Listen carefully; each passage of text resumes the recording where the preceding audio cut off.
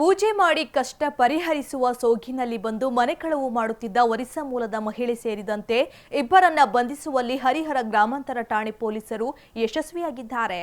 ದಾವಣಗೆರೆ ಭಾಷಾನಗರದ ಇಸ್ಮಾಯಿಲ್ ಜಬೀವುಲ್ಲಾ ಹಾಗೂ ಒಡಿಶಾ ಮೂಲದ ರುಕ್ಸಾನಾ ಬೇಗಂ ಬಂಧಿತ ಆರೋಪಿಗಳಾಗಿದ್ದು, ಬಂಧಿತರಿಂದ 8.65 ಲಕ್ಷ ರೂಪಾಯಿ ಮೌಲ್ಯದ 90 ಗ್ರಾಂ ತೂಕದ ಚಿನ್ನಾಭರಣಗಳನ್ನು ಪೊಲೀಸರು ವಶಪಡಿಸಿಕೊಂಡಿದ್ದಾರೆ. ಹರಿಹರ ತಾಲೂಕಿನ ಬನ್ನಿಕೋಡು ಗ್ರಾಮದ ಶಶಿಕಲಾ ಎಂಬುವವರ ಮನೆಗೆ ಫೆಬ್ರವರಿ 12ರಂದು ಬಂದ ಆರೋಪಿಗಳಿಬ್ಬರು ನಿಮ್ಮ ಮನೆಯಲ್ಲಿರುವ ಹಣಕಾಸಿನ ಸಮಸ್ಯೆ ಪರಿಹಾರ ಮಾಡಲು ಪೂಜೆ ಮಾಡುತ್ತೇವೆಂದು ಹೇಳಿದ್ದಾರೆ. ಶಶಿಕಲಾ ಮನೆಗೆ ಬಂದ ಆರೋಪಿಗಳಿಗೆ ಮನೆಯಲ್ಲಿದ್ದ 1.44 ಲಕ್ಷ ರೂಪಾಯಿ ಬೆಲೆಯ 2 ತೊಲ 2 ಗ್ರಾಂ ಬಂಗಾರದ ಆಭರಣಗಳನ್ನು ಪೂಜೆಗೆಂದು ಇಟ್ಟಿದ್ದು, ಅದನ್ನ ಕಳ್ಳತನ ಮಾಡಿಕೊಂಡು ಇವರಿಬ್ಬರು ಪರಾರಿಯಾಗಿದ್ದರು.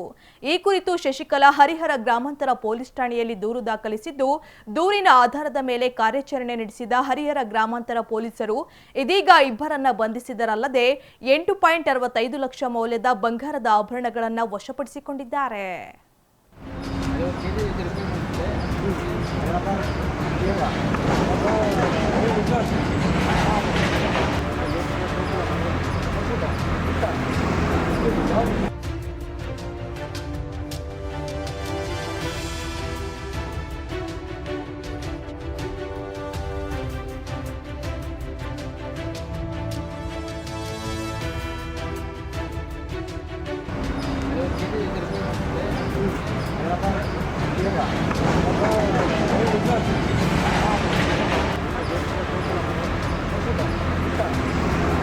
Thank you.